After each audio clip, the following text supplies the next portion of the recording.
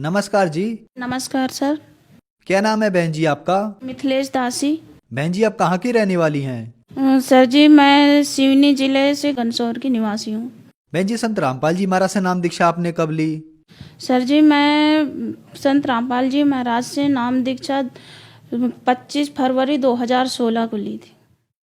बहन जी संत रामपाल जी महाराज से नाम दीक्षा लेने से पहले क्या आप कोई भक्ति साधना भी करती थी? जी भगत जी, जैसे देवी देवताओं की पूजा है, शंकर पार्वती जी हैं, गणेश जी हैं, दुर्गा जी हैं। सर जी जैसे नवरात्रि होती थी तो ए साल में नवरात्रि जो आती थी, दशहरा का समय जो आता था, उसमें हम लोग 12 साल करीबन तक के दुर्गा जी का प्रतिमा रखे और प्रतिमा के साथ साथ में जो वो फट से जो बैठकी होती है उससे जो भी पूजन सामग्री लगती है वो सारे के सारे देते थे भगत जी हम लोग। उससे अनेक भक्त सारे पुराने के एक एक साल का हमको लगभग 32 से 34 हजार का खर्चा पड़ता था भगत जी। इसके बाद में भी मैं बहुत ज़्यादा बीमार रहती थी भगत जी। 2012 से 2016 फरवरी यानी कि 9 फरवरी तक मेरी इतनी ज़्यादा तबीयत खराब थी भगत जी कि मैं कुछ बता नहीं सकती आपको कि मैं अपनी कैसे बताऊं कि मैं कैसे बीमार रहती थी। मेरा पूरा फूलन पूरे शरीर में, पूरे ऐसे लगे जैसे कपड़े ऐसे फट जाते हो, यानी कि कपड़े तनस रहे हो, जैसे पैरों में इतने इतने गड्ढा हो जाते थे भगत जी चप्पल पहनने से। और फिर मेरे को यानी कि मेरे 70 किलो की वजन हो गई थी भगत जी। उस समय मैं 32 साल की थी। आज तो मैं 34 साल की हो चुकी हूँ, 34 नहीं 36 साल की होने वाली हूँ। तो भगत जी मेरे को 56% थायराइड थी भगत जी और 190 पॉइंट बीपी बढ़ती थी भगत जी मेरे। और मेरे बच्चेदानी कम से कम 200 ग्राम की हो चुकी थी। बहुत ज़्यादा परेशानी थी। बहन जी आपने बताया कि आप देवी की भक्ति करती थी, दुर्गा माता में आपकी बहुत गहरी आस्था थी, लेकिन उन साधनाओं से आपको कोई लाभ नहीं हुआ, आपको परेशानी ही परेशानी आई। तो फिर संत रामपाल जी महाराज की शरण में आप कैसे आईं? मेरे पति जो हैं वो टीचर हैं, उनके दोस्त थे वो टेलर थे, जेंट्स टेलर थे। शायद उन लोगों ने कुछ थोड़ा बहुत इनको समझाया होगा। तो ये बोले कि देखो गुरु, बगैर गुरु के मोक्ष तो नहीं होता। आप तो गुरु बना रखे पर हमको गुरु बनाना है और हम गुरु बनाएंगे। तो मेरे भी थे कि मैं इतने बीमार रह रही हूँ, इतनी परेशानी में हूँ मैं, तो क्यों ना मैं भी चलूँ इनके पास। तो फिर मैं सोची कि जब आप जा रहे हो तो हम पीछे नहीं रहेंगे, हम भी जाएंगे। क्योंकि हर कोई बोलता है गुरु बनाना कोई पाप नहीं है। जैसे डॉक्टर है, एक डॉक्टर के पास हम लोग गए तो उससे आराम नहीं मिली, दूसरे के पास गए, दूसरे से भी आराम नहीं मिली, तीसरे के पास। तो यही मेरे मन में धारणा थी कि गुरु, एक गुरु बनाए, एक गुरु से संतुष्टि नहीं मिली तो दूसरे, दूसरे से नहीं तो तीसरे। ऐसे करके फिर हम लोग संत रामपाल जी महाराज की शरण में गए, वहाँ से उपदेश लिए। बहन जी हमने सुना है कि जो भी श्रद्धालु संत रामपाल जी महाराज से नाम दीक्षा लेते हैं उनको कोई ना कोई लाभ जरूर होते हैं, चाहे वो आध्यात्मिक हो, भौतिक हो, शारीरिक हो या मानसिक हो। तो क्या संत रामपाल जी महाराज से नाम दीक्षा लेने के बाद आपको भी कुछ लाभ प्राप्त हुए? सर जी मैं बहुत बीमार थी। देवी देवताओं की भक्ति करें हम लोग, लेकिन उससे भी हमको कुछ लाभ नहीं हुआ। बहुत सारे हम लोग पैसा खर्च करें। अब 12 साल में भगत जी आप अनुमान लगा लीजिए, 35-36 हजार का एक साल पड़ता था। तो हम लोग 12 साल करें, अब 12 साल में आप अनुमान लगा लीजिए कि कितना पैसा हम लोग खर्च किए होंगे। उसके बाद में हमको कुछ आराम नहीं लगा। फिर हम नागपुर इलाज कराने गए थे तो डॉक्टर ने बताया कि आपका बच्चेदानी बढ़ चुका है, 4 गांठ हो चुके हैं बच्चेदानी में, फूलन बहुत ज़्यादा है और अब आप इसका ऑपरेशन नहीं कराएंगे तो आप 15 दिन के अंदर में बच नहीं पाएंगे। अनेक बच्चेदानी 200 ग्राम का करीबन था और 56% थायराइड था मेरे को और 190 पॉइंट बीपी हो गया था मेरा और 70 किलो का वजन था भगत जी। 32 साल की उम्र पे 70 किलो का वजन हो गया था और इतने ज़्यादा आने की परेशान थी मैं। तो डॉक्टर बोल रहा था कि आप ऑपरेशन करा लीजिए। तो हम बोले, उस समय हमारी आर्थिक स्थिति भी सही नहीं थी, तो ऑपरेशन के लिए डॉक्टर बोला कि आपको नगद कैश 5,000 रुपये देना पड़ेगा आपको करके बोला। तो हम बोले मालिक कहाँ से लेके आए, हम कैसे करें, इतने पैसा हमारे पास में तो है भी नहीं है। तो फिर इसके बाद में फिर मेरे जो पति हैं वो बोले कि कुछ तो करना ही पड़ेगा, अगर जिंदा रखना है तो हमको ऑपरेशन कराना ही पड़ेगा। और मेरे 2 बच्चे भी हैं, तो मैं सोची अगर मैं कहीं मर गई तो मेरे बच्चों का क्या होगा, इसलिए मैं डर भी रही थी। तो फिर इसके बाद में फिर हम लोग वापिस आए, 15 फरवरी का डेट लेके आए ऑपरेशन का। जब 15 फरवरी का डेट लेके आए तो फिर उसी समय में पता चला कि सत्संग है। तो सत्संग करके तो हम लोग फिर वहाँ जो संत रामपाल जी महाराज के शिष्य हैं उनके पास पूछे कि कैसे स्थिति में जाना चाहिए, कैसे नहीं जाना चाहिए। हमको कुछ भी नॉलेज नहीं थी, तो हम उनसे पूछे तो वो बोले कि आप जैसे हो, जिस हालत पे हो वैसे ही चलो करके। तो हम लोग सत्संग में आए तो सब दंडवत प्रणाम कर रहे थे, तो दंडवत प्रणाम कर रहे थे तो हम भी देखे और हम भी उनकी देखा देखी दंडवत प्रणाम कर लिए। दंडवत प्रणाम करे उस समय में मेरे सर जो मेरे पति है ना, वो हाथ पकड़ के चला रहे थे। मैं अपने उससे चल भी नहीं पा रही थी और ना बैठने के काबिल भी नहीं थी मैं।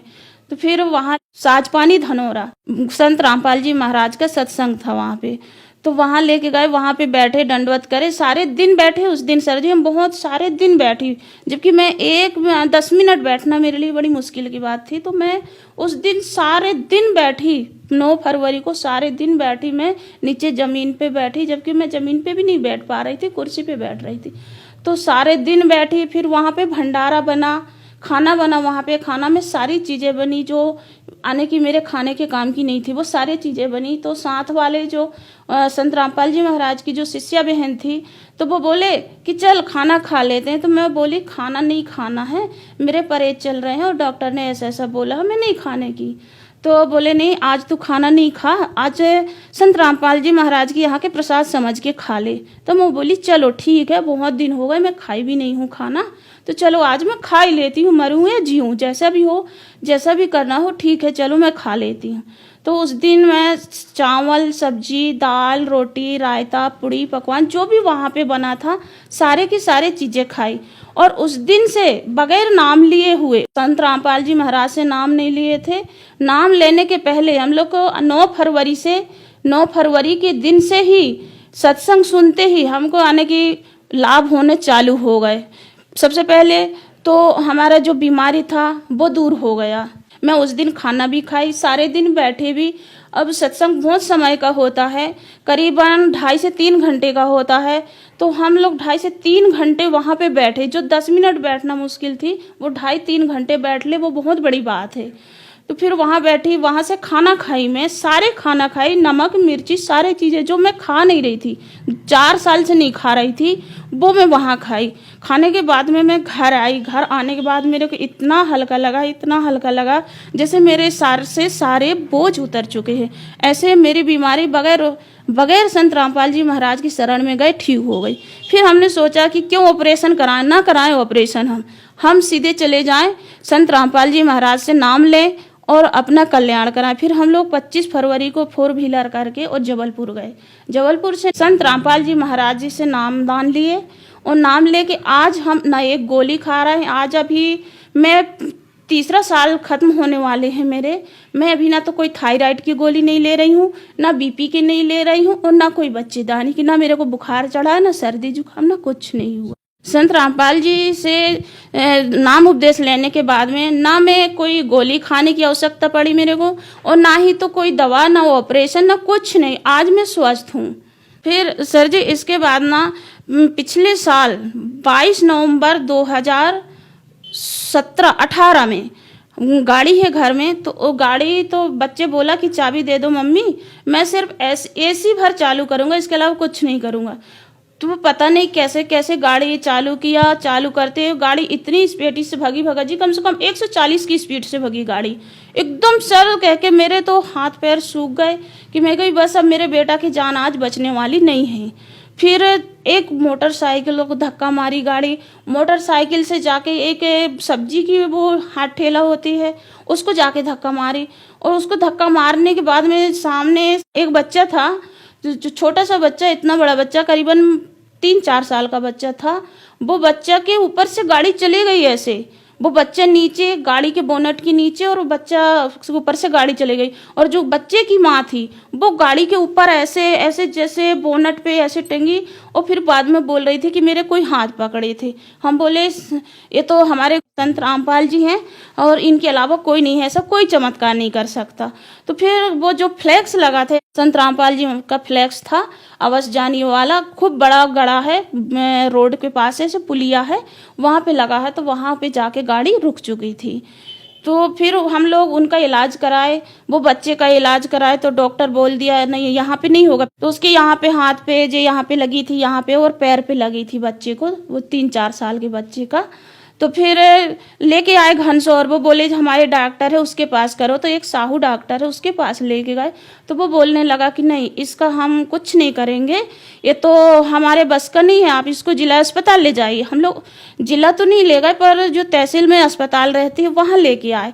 तो वहाँ पे जो डॉक्टर है, बड़े डॉक्टर है, तो उसको दिखाए तो बोले नहीं इसमें तो कुछ नहीं है, बोले आप चाहिए अस्पताल और अस्पताल पे इसको धुलवा के लेके आइए, फिर मैं दवा लगा देता हूँ।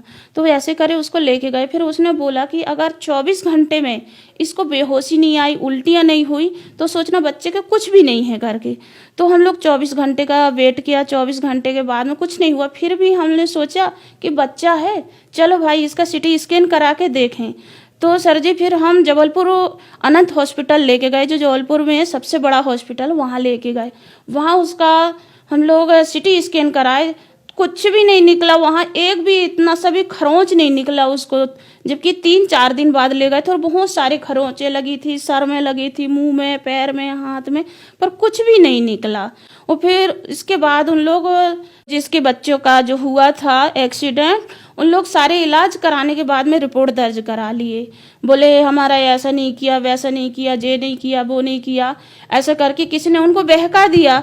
तो वो रिपोर्ट दर्ज करा दी। रिपोर्ट दर्ज कराया तो हम बोले चलो भाई अब गलती तो हुई है, जैसा भी हो। मेरा बच्चा 16 साल का था, तो हम सोचे कि बच्चे का केस ना बने, नहीं बच्चे का भविष्य बर्बाद हो जाएगा। मैं संत रामपाल जी के यहाँ पे अरदास लगाई कि हे मालिक आप मेरे गुरु हो और गुरु होने के नाते आप मेरे बच्चे के रक्षा करना। तो फिर वहाँ बच्चे का नाम नहीं आया थाना पे, ना बच्चे का नाम लिखाया उन्होंने, ना कुछ नहीं, ना गाड़ी का नंबर बताया, कुछ भी नहीं बताया। उनको कुछ भी पता नहीं थी, बस इतने बोले थे कि काले कलर का कार है, बोले उससे एक्सीडेंट हुआ है। तो फिर हम लोग वो केस लगाए। तो केस लगाने पे हम लोग घनसौर गए, 3 दिन तक की गाड़ी थाना पे खड़ी रही। फिर हमारा कुछ भी केस नहीं बना, गाड़ी भी छोड़ दिया गया, बच्चा भी छोड़ दिया गया, आगे केस बढ़ा ही नहीं।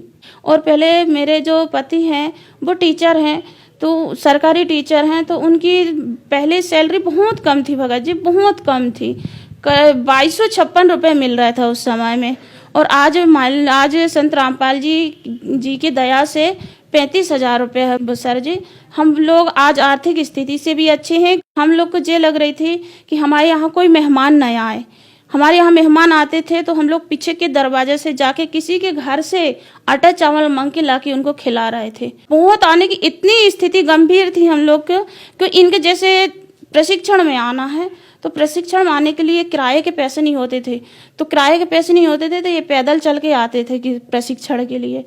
फिर जब हम संत रामपाल जी से जुड़ चुके, उनसे नाम उपदेश लेने के बाद में हमारे पास में खेती भी, संत रामपाल जी महाराज की दया से कुछ खेती भी खरीदी हमने, जमीन खरीदा कुछ, उसके बाद में गाड़ी भी खरीदी, दुकान भी डाले, आज दुकान भी सही चल रहा है, आज घर भी अच्छा है, 2 व्हीलर भी है, 4 व्हीलर भी है। और फिर मेरा बच्चा जो है वो उसका 10वीं बैच से सेलेक्ट हो गया, PPT का परीक्षा दिया था उसने, तो घर बैठे संत रामपाल जी की दया से घर बैठे मैसेज आया कि आपका बच्चा का पॉलिटेक्निक कॉलेज जबलपुर में सिलेक्ट हो गया है, आप जल्दी से जल्दी बच्चे को भेजा दें।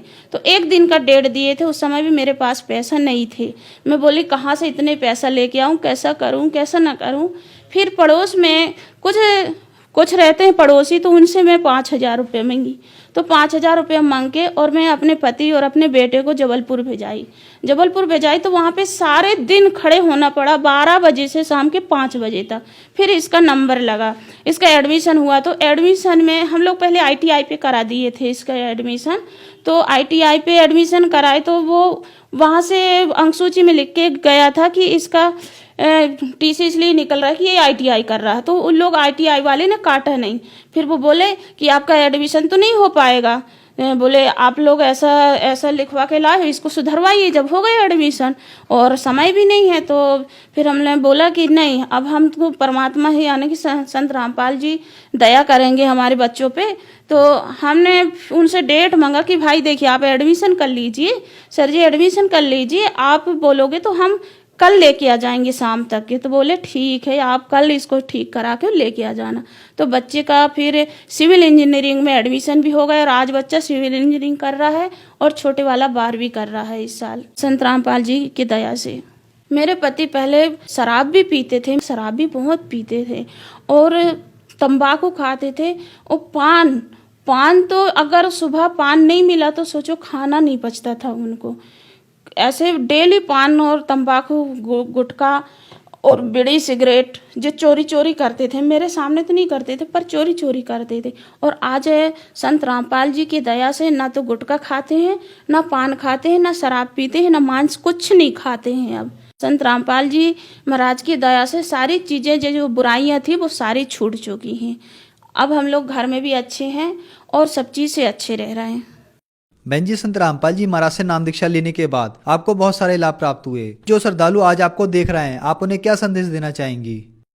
सर जी, मैं उन बहनों से या उन भाइयों से मैं हाथ जोड़ के प्रार्थना करना चाहती हूँ कि देव मानुष जन्म दुर्लभ है, मिले न बारंबार, तरुअर से पत्ता टूट गिरे बहु न लगता डार। अगर मानुष जन्म मिला है और मानुष जन्म बार बार नहीं मिलेगा, और जैसे मनुष्य जन्म मिल भी गया तो गुरु मिलना मुश्किल है। और हम मानुष जन्म मिला है हमको, तो हमको सद्भक्ति करना चाहिए और सद्भक्ति हमको ग्रंथों से मिलेगी और ग्रंथ को बताएंगे संत रामपाल जी महाराज। उनके अलावा इस विश्व में कोई भी ऐसा नहीं है जो सद्भक्ति हमको बता सके। तो हम इन बहनों से मैं यही प्रार्थना करती हूँ कि सत्संग सुने। शाम के चैनल पे सत्संग आती है संत रामपाल जी का, प्रतिदिन सत्संग सुने। फिर पुस्तक सेवा जारी है, पुस्तक लें, पुस्तक पढ़ें। ज्ञान गंगा है, जीने की राह है, गीता तेरा ज्ञान अमृत है, अंधश्रद्धा खतरा भक्ति ये जान है। इनको पढ़ें, अच्छे से समझें और संत रामपाल जी महाराज से नाम उपदेश लें और अपना कल्याण कराएं। बहन जी, संत रामपाल जी महाराज से नाम दीक्षा कैसे ले सकते हैं? देखिए सर जी, जैसे हम लोग सत्संग सुनते हैं, सत्संग सुनने समय जो पट्टी पड़ती है, पीली कलर की पट्टी जो पड़ती है, उसमें पूरा नाम पता आता है कि हम कैसा उपदेश लें, कैसा लें। भक्तों का वहाँ पे नंबर रहता है, वो नंबर को डायल करें, नंबर घर में नोट करके रखें और वो नंबर से फ़ोन लगाएं तो आपको आपके स्टेट में कहाँ पे या आपके जिला पे कहाँ पे नामदान केंद्र है वो सब आपको पता चल जाएगा और उस नंबर से आप जाके और अपने नामदान केंद्र पे आप नाम ले सकते हैं। धन्यवाद जी। चाहे